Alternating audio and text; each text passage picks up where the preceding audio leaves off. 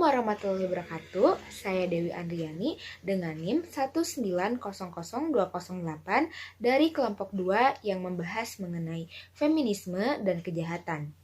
Di sini saya akan menjelaskan materi dasar mengenai pengertian feminisme serta sejarah dari feminisme. Istilah feminisme ditinjau secara etimologis berasal dari bahasa Latin, yaitu femina yang berarti perempuan. Kata tersebut diadopsi dan digunakan oleh berbagai bahasa di dunia. Dalam bahasa Prancis yang digunakan adalah kata femme untuk menyebut perempuan. Feminitas dan maskulinitas dalam arti sosial, gender, dan psikologis harus dibedakan dengan istilah male dan female dalam arti biologis. Dalam hal ini, istilah feminisme terasa lebih dekat dengan feminim, sehingga tidak jarang feminisme seringkali diartikan sebagai sebuah gerakan sosial bagi kaum feminim. Feminisme adalah sebuah kata yang sebenarnya tidak mempunyai arti pasti yang dapat diformulasikan sebagai definisi, karena setiap gerakan feminisme itu memiliki kepentingan masing-masing yang ingin diperjuangkan. Namun jika kita lihat secara umum, feminisme menurut Kamus Besar Bahasa Indonesia adalah gerakan wanita yang menuntut persamaan hak sepenuhnya antara kaum wanita dengan kaum pria. Wolf mengartikan feminisme sebagai sebuah teori yang mengungkapkan harga diri pribadi dan harga diri semua perempuan. Pada pemahaman yang demikian, seorang perempuan akan lebih percaya pada diri mereka sendiri. Sementara itu, Budianta mengartikan feminisme sebagai suatu kritik ideologis terhadap cara pandang yang mengabaikan permasalahan ketimpangan dan ketidakadilan dalam pemberian peran dan identitas sosial berdasarkan perbedaan jenis kelamin. Perempuan diperlemah secara sistematis dalam masyarakat modern. Feminisme merupakan gerak sosial yang secara bertahap telah memperbaiki posisi perempuan dalam masyarakat barat. Lahirnya gerakan feminisme tidak terlepas dari tingkat pendidikan, tingkat kesadaran, tingkat kelas sosial, tingkat sosiokultural, dan sebagainya. Lahirnya gerakan feminisme berawal dari asumsi bahwa kaum perempuan pada dasarnya ditindas dan dieksploitasikan. Tidak hanya itu, gerakan ini juga muncul karena dalam sistem masyarakat patriarki, kaum laki-laki mendominasi di berbagai aspek dan adanya pensubordinasian perlakuan. Perlakuan seperti ini menimbulkan perempuan berkumpul dan membuat aksi sehingga melahirkan gerakan feminisme. Feminisme secara global terbagi atas 3 tahap. Yang pertama ada feminisme gelombang pertama dari abad ke-18 sampai ke pra tahun 1960. Feminisme gelombang kedua setelah tahun 1960 dan feminisme gelombang ketiga atau yang disebut dengan post-feminisme. Gerakan feminisme pada gelombang pertama dimulai dengan karya Mary Wollstonecraft yang berjudul Vindication Right of Woman, yang merupakan karya pertama yang secara terang-terangan berteriak kepada perempuan-perempuan kelas menengah, khususnya para ibu-ibu, sebagai kelas yang paling berpengaruh dalam masyarakat. Di situ dia menekankan perlunya membuat perempuan berpikir rasional hingga nalar perempuan menjadi lebih terdidik. Ia tidak mempertimbangkan hilangnya peran perempuan dari wilayah domestik, dan tuntunannya yang paling radikal adalah hak pilih. Ia menginginkan perempuan mempersiapkan diri agar bisa mandiri dalam segi ekonomi, memberikan kebebasan dan martabatnya, bukannya mengandalkan kemampuan untuk memikat suami yang mapan. Setelah beberapa tahun lamanya, feminisme sempat tenggelam. Gerakan feminisme pada gelombang kedua dimulai dengan terbitnya buku The Feminine Mystic yang ditulis oleh Betty Friedan pada tahun 1963 di Amerika Serikat. Buku ini ternyata berdampak luas, lebih-lebih setelah Betty membentuk organisasi wanita bernama National Organization for Women. Pada tahun 1966, gemanya kemudian merambat ke segala bidang kehidupan. Pada gelombang ketiga, istilah post-feminisme berasal dari dalam media pada awal tahun 1980-an dan selalu cenderung digunakan dalam konteks ini sebagai tanda atas kebebasan dari belenggu-belenggu ideologis gerakan para feminis yang sudah ketinggalan zaman dan tak memiliki harapan. Sekian yang dapat saya sampaikan. Mohon maaf apabila masih banyak kekurangan dan kesalahan. Terima kasih. Selanjutnya akan dilanjutkan oleh rekan saya. Assalamualaikum warahmatullahi wabarakatuh. Perkenalkan, nama saya Anji Fatmala Alifa dari kelompok 2 Kriminologi. Di sini saya akan membahas mengenai teori feminisme, badan empiris, dan lembaga terkait. Teori feminisme dapat dikatakan sebagai teori sosial.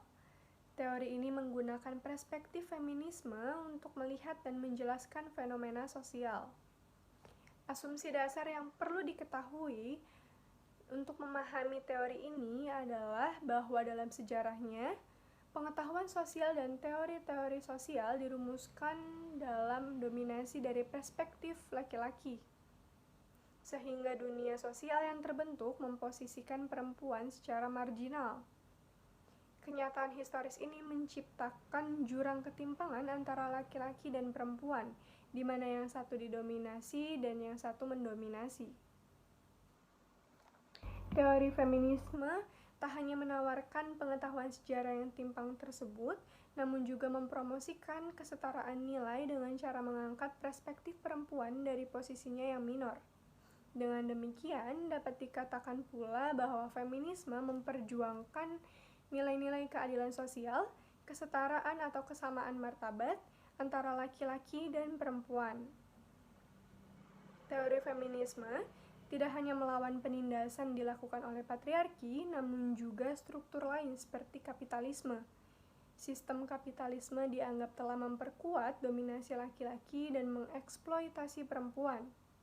Sebagai contoh, dalam masyarakat kapitalistik, perempuan direduksi menjadi tubuh dan diposisikan sebagai objek alih-alih subjek seksual. Teori feminisme terus berkembang dengan mempromosikan bagaimana perspektif perempuan digunakan dalam melihat dan menganalisis fenomena sosial. Selanjutnya mengenai badan empiris dan lembaga terkait. Dapat dikatakan bahwa gerakan feminisme adalah salah satu bentuk gerakan sosial yang dibangun oleh kaum perempuan guna terciptanya keadilan di muka bumi. Secara umum, gerakan sosial didefinisikan oleh Maxine Molineux sebagai sebuah gerakan yang dilakukan untuk meraih tujuan bersama. Gerakan sosial terdiri dari beberapa pendekatan yang terbangun, yaitu yang pertama ada political opportunity structure. Pada pendekatan struktur kesempatan politik ini menjelaskan bahwa gerakan sosial terjadi karena disebabkan oleh perubahan dalam struktur politik yang dilihat sebagai kesempatan. Lalu yang kedua ada research mobilization theory.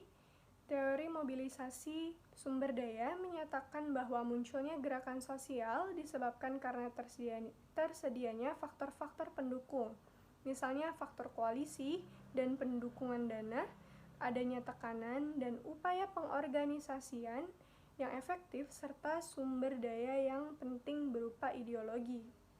Lalu yang ketiga ada collective action frames. Aksi kolektif merupakan salah satu jenis gerakan sosial. Aksi kolektif sangat berhubungan erat dengan teori perilaku kolektif. Teori perilaku kolektif menjelaskan tentang kemunculan aksi sosial. Mungkin sekian yang dapat saya sampaikan, kurang lebihnya mohon maaf. Wassalamualaikum warahmatullahi wabarakatuh. Assalamualaikum warahmatullahi wabarakatuh. Saya Fadli Fauzan. Di sini saya akan melanjutkan presentasi dari teman-teman saya. Saya akan membawakan satu kasus, yaitu kami mengangkat tentang kasus pabrik AIC, pabrik es krim AIC yang dinilai tidak feminisme. Elita Trinovianti, seorang buruh perempuan berusia 25 tahun yang bekerja di PT Alpen Food Industry atau AFI yang memproduksi es krim AIC dinilai telah mendapat perlakuan yang tidak pantas dari perusahaan tersebut. Elita menyampaikan bahwa ia sudah berusaha mengajukan pemindahan divisi kerja karena penyakit yang ia idap yaitu endometriosisnya itu kambuh. Tapi apa daya, perusahaan justru mengancam akan menghentikannya dari pekerjaan. Akhirnya, dia pun mengalami pendarahan hebat akibat bobot pekerjaan yang berlebihan. Elita terpaksa melakukan operasi koret pada Februari 2020 lalu, yang berarti jaringan dari dalam rahimnya itu diangkat. Penyakit endometriosis yang Elita derita ini adalah kondisi ketika jaringan yang membentuk lapisan dalam dinding rahim tumbuh di luar rahim dan bisa menyebabkan kemandulan jika tidak ditangani. Tentu hal tersebut sangat berbahaya. Faktor tersebut dikatakan Elita lantaran tak mendapat cuti haid dari perusahaan yang terletak di kawasan industri MM2100 itu. Padahal Erlita mengaku sudah meminta surat cuti kepada HRD PT AFI. Saat itu, Erlita telah melayangkan surat cuti kepada pihak perusahaan. Kemudian, perusahaan mewajibkan Erlita untuk memberikan surat keterangan dokter atau SKD dari Vaskes 1 atau klinik dan rumah sakit dalam naungan perusahaan. Namun, ketika diminta, Vaskes 1 yang dinaungi oleh perusahaan PT AFI ini tidak memberikan SKD kepada Erlita. Lalu pada 6 Januari 2020, Erlita sedang haid hari pertama pada awal bulan. Erlita terpaksa tetap bekerja lantaran gajinya terancam dipotong apabila absen. Nah, mirisnya lagi, dari derita yang dialaminya itu, pihak PT AFI juga tega memotong gaji Erlita setelah Erlita melakukan operasi secara mandiri ke rumah sakit. Perusahaan itu seakan-akan tak memperdulikan kondisi Erlita. Ia juga menuturkan, perusahaan baru mengambil keputusan setelah mendapat tekanan dari serikat pekerja. Ia meminta kepada pemerintah untuk mengambil kebijakan tegas terhadap perusahaan yang melanggar undang-undang ketenagakerjaan. Karena itu ia juga mendukung aksi yang dilakukan oleh para buruh dengan mogok kerja. Erlita juga bukan satu-satunya wanita yang memiliki masalah dengan pihak PT AFI ini yang memproduksi AIS ini. Sarinah, juru bicara Federasi Serikat Buruh Demokratik Kerakyatan atau FSEDAR yang mewakili Serikat Buruh AIS, menyatakan bahwa sejak tahun 2019 hingga saat ini sudah terdapat 15 kasus keguguran dan 6 kasus bayi yang dilahirkan dalam kondisi tak bernyawa yang dialami oleh buruh perempuan AIS. Tentu angka tersebut bukanlah angka yang sedikit sebagai sebuah perusahaan besar gitu yang memiliki ribuan karyawan di dalamnya. Maka dari itu, sebanyak 600 buruh AIS Indonesia melakukan mogok kerja sejak tanggal 21 Februari 2020. FSEDAR menegaskan serikat pekerja bukan hanya mempersoalkan perkara upah, tapi FSEDAR juga mempermasalahkan soal cuti haid yang sulit diambil serta cuti sakit yang sulit diurus oleh para buruh AIS.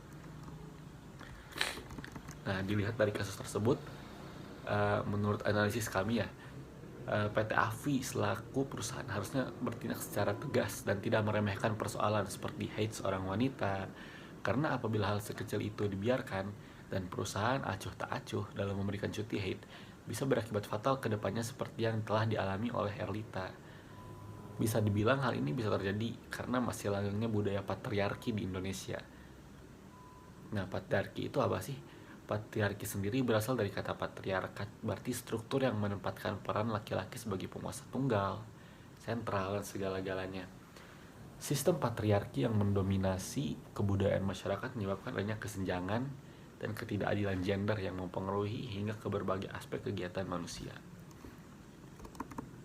Nah, data Organisasi Buruh Internasional atau ILO pada 2018 menunjukkan bahwa hanya setengah dari populasi perempuan Indonesia yang memiliki pekerjaan dan jumlahnya tidak pernah bertambah. Sedangkan di tingkat gender laki-laki nih, tingkat ketenagakerjaan itu mencapai hampir 80% populasi. Stigma yang melekat pada perempuan seperti ini, seperti perempuan itu lebih lemah lah sebagai pekerja ketimbang laki-laki, itu menjadi satu alasan mengapa pihak perusahaan itu enggan mempekerjakan wanita di dalamnya gitu. Nah, setiap manusia itu dilahirkan dengan hak yang sama tentunya, baik laki-laki maupun perempuan. Oleh karena itu, seharusnya perempuan juga memiliki akses yang sama dalam hak memperoleh pekerjaan, pendidikan, mengambil keputusan, bergabung dalam politik dan lain sebagainya. Akan tetapi terjadi ketimpangan gender akibat dari masih kentalnya pandangan dalam budaya masyarakat kita terhadap laki-laki dan perempuan. Nah, apa yang dilakukan oleh PT AFI terhadap Elita merupakan suatu tindakan yang bertentangan dengan feminisme. Dengan adanya gerakan feminisme, tentu saat ini perempuan Indonesia memiliki peran ganda. Di satu sisi bisa sebagai ibu rumah tangga dan di sisi lainnya sebagai wanita karir. Nah, ternyata itu belum diimbangi oleh perubahan infrastruktur dan tata nilai religius yang memadai di Indonesia gitu. Arus peran ganda ini merupakan konsekuensi logis dari hadirnya banyaknya industrialisasi dan urbanisasi serta kondisi ekonomi negara yang ada di dalam krisis berkepanjangan ini. Nah, dalam transformasi menuju era masyarakat industri tersebut, wanita dipaksa menanggung beban keluarga dan juga menjadi tenaga pekerja, dan itu harusnya bisa disetarakan dengan hak laki-laki. Terima kasih. Selanjutnya akan dibawakan oleh teman saya. Teman-teman, di sini saya Suci Moyati dengan NIM 1902056 akan melanjutkan pembahasan dari rekan saya. Di sini saya akan menghubungkan antara feminisme dengan kasus public AIDS. Nah, perlu teman-teman ketahui bahwa modernitas di sepanjang sejarah perkembangannya secara kental diwarnai oleh teori dan gerakan feminisme dari Barat yang kemudian menjadi acuan untuk melakukan perjuangan bagi wujudnya kesetaraan dan keadilan manusia hampir di seluruh penjuru dunia. Nah, feminisme ini mula-mula menemukan adanya bentuk-bentuk ketimpangan sosial berbasis gender pada masyarakat yang bergayut pada pemahaman atas agama dan budaya. Feminisme ini merupakan sebagai sistem gagasan. Nah, feminisme sebagai sistem gagasan itu adalah kerangka kerja dan kajian dengan cakupan luas tentang kehidupan sosial, pengalaman manusia yang berkembang dari perspektif yang berpusat pada perempuan. Yang sudah dijelaskan oleh rekan-rekan saya sebelumnya, kelompok kami itu mengangkat sebuah kasus, yaitu mengenai kasus pabrik es krim yang dinilai tidak feminisme. Nah, dalam kasus di atas dapat kita simpulkan bahwa adanya ketidakfeminisme di PT Alpen Food Industry atau AFI yang memproduksi es krim es yang dirasakan oleh Elita Trinopianti, seorang buruh perempuan berusia 25 tahun. Hal ini karena PT AFI dinilai tidak tegas dan selalu memperlakukan pegawainya seenaknya saja. Telah banyak keluhan dari pegawai yang mengalami perlakuan yang tidak pantas, seperti Elita yang mengalami pendarahan karena perusahaan tidak memberikan cuti haid kepada Elita yang sedang mengalami atau mengidap penyakit endometriosis yang dialaminya. Dan bahkan perusahaan justru mengancam akan memberhentikan atau menghentikan Elita dari pekerjaannya jika Elita cuti kerja.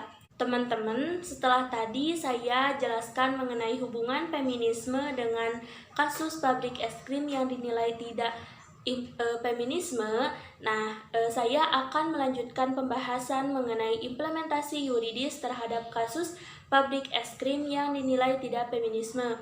Nah, perlu teman-teman ketahui sampai saat ini hukum masih dianggap diskriminatif dan tidak berkeadilan gender.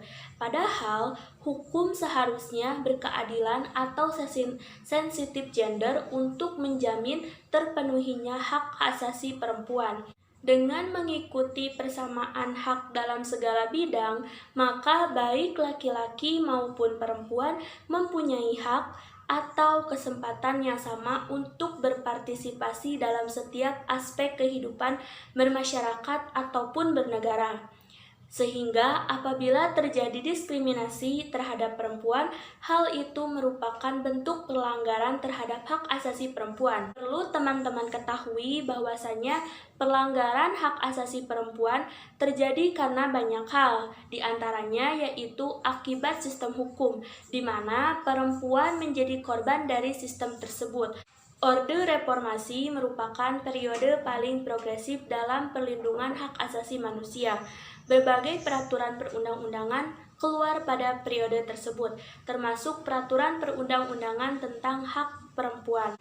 Pasal 27 ayat 1 Undang-Undang Dasar 1945 yang menjelaskan bahwa adanya pengakuan terhadap prinsip persamaan bagi seluruh warga negara tanpa terkecuali. Prinsip persamaan ini menghapuskan diskriminasi karena setiap warga negara mempunyai hak yang sama di hadapan hukum dan pemerintahan tanpa memandang agama, suku, jenis kelamin, kedudukan, dan golongan.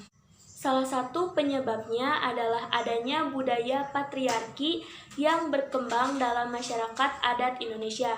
Pada masyarakat dengan adanya budaya patriarki, lelaki lebih berperan dalam memegang kekuasaan yang secara otomatis dapat mendegradasi peran dan keberadaan perempuan. Perjuangan kaum perempuan dalam mencapai kesetaraan dan keadilan yang telah dilakukan sejak dahulu ternyata belum dapat mengangkat harkat dan martabat kaum perempuan untuk dapat sejajar dengan kaum laki-laki. Sekalipun kekuasaan tertinggi di negara ini pernah dipegang oleh perempuan, yakni Presiden Megawati Soekarno Putri, dan telah banyak kaum perempuan yang memegang jabatan strategis dalam pemerintahan. Ketidakadilan gender dan ketertinggalan kaum perempuan masih belum teratasi sebagaimana yang diharapkan.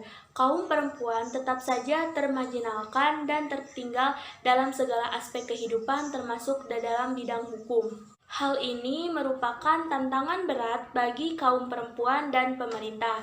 Dalam peraturan perundang-undangan yang mengandung muatan perlindungan hak asasi perempuan adalah Undang-Undang Nomor 39 Tahun 1999 tentang Hak Asasi Manusia, Undang-Undang Nomor 23 Tahun 2004 tentang penghapusan KDRT, Undang-Undang Nomor 12 Tahun 2006 tentang Kewarganegaraan, Undang-Undang Nomor 21 Tahun 2007 tentang Pemberantasan Tindak Pidana Perdagangan Orang, dan Undang-Undang Politik, yaitu Undang-Undang Nomor 2 Tahun 2008 dan Undang-Undang Nomor 42 Tahun 2008. Dan Kepres Nomor 181 Tahun 1998 tentang pembentukan Komisi Nasional Anti Kekerasan Terhadap Perempuan atau Komnas Perempuan yang diubah dengan Perpres Nomor 65 Tahun 2005.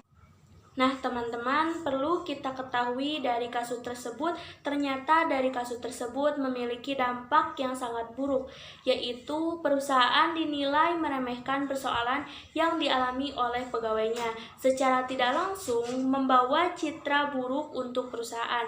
Suatu perusahaan yang baik yaitu perusahaan yang selalu mementingkan keselamatan pegawainya. Maka dari itu perlu adanya penanggulangan. Nah, perjuangan perempuan dalam mengakhiri sistem yang tidak adil atau ketidakadilan gender tidaklah merupakan perjuangan perempuan melawan laki-laki, melainkan perjuangan melawan sistem dan struktur ketidakadilan masyarakat berupa ketidakadilan gender. Untuk mengakhiri sistem yang tidak adil ini, ada beberapa agenda yang perlu dilakukan, yaitu pertama, yaitu melawan hegemomi yang merendahkan perempuan dengan cara melakukan dekonstruksi ideologi. Melakukan dekonstruksi artinya mempertanyakan kembali segala sesuatu yang menyangkut nasib perempuan di mana saja, dan seterusnya. Yang kedua, yaitu melawan paradigma developmentalisme yang berasumsi bahwa keterbelakangan kaum perempuan disebabkan karena mereka tidak berpartisipasi dalam pembangunan.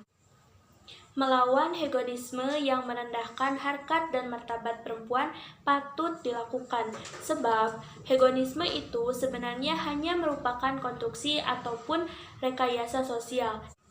Di antara cara untuk dapat mewujudkan kesetaraan bagi perempuan dengan meningkatkan jumlah perempuan yang menjadi anggota parlemen, karena pembentukan suatu peraturan perundang-undangan dipengaruhi oleh anggota parlemen itu sendiri. Oleh karena itu, upaya untuk meningkatkan keanggotaan parlemen di parlemen harus dilakukan. Karena pada saat ini anggota DPR perempuan belum pernah mencapai angka 30%. Untuk itu, perlu dirumuskan mekanisme yang dapat menjamin keterwakilan perempuan di sektor publik semakin meningkat di masa mendatang. Cukup sekian pembahasan dari saya. Kurang lebihnya mohon maaf, semoga bermanfaat. Wabillahi taufiq walhidayah. Wassalamualaikum warahmatullahi wabarakatuh. Selanjutnya akan dilanjutkan oleh rekan saya. Terima kasih. Assalamualaikum warahmatullahi wabarakatuh. Perkenalkan, nama saya itu Bagus Tigarol Manda dengan NIM 1909080 dari kelompok 2. Pada kesempatan kali ini saya akan membahas tentang kesimpulan dari makalah yang sudah kami buat. Kesimpulannya ialah, Elita yang merupakan seorang buruh wanita berhak untuk mendapatkan cuti haid dan tindakan yang layak dari perusahaan karena ia memiliki sebuah penyakit berbahaya. Namun perusahaan seakan tidak memperdulikan hal tersebut dan malah memotong gajinya.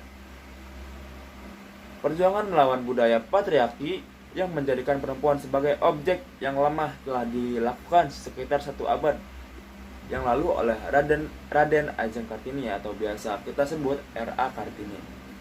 Hingga sekarang tentunya telah terjadi banyak perubahan secara substansi, struktur, maupun kultur mengenai perjuangan perempuan. Meskipun tidak mudah untuk mengubah kebijakan yang bias gender dengan konstruksi yang lebih adil gender dan ramah perempuan, namun hal itu harus tetap diupayakan. Perjuangan tersebut harus diikuti secara simultan dengan advokasi untuk mendukung terjadinya perubahan sikap dan perilaku secara secara struktural maupun kultural yang adil gender. Mungkin cukup sekian yang bisa saya sampaikan dan teman-teman sampaikan. Kurang lebihnya mohon maaf, karena kekurangan itu datang dari kita sendiri dan kelebihan itu hanya milik Tuhan. Wassalamualaikum warahmatullahi wabarakatuh. Bye-bye.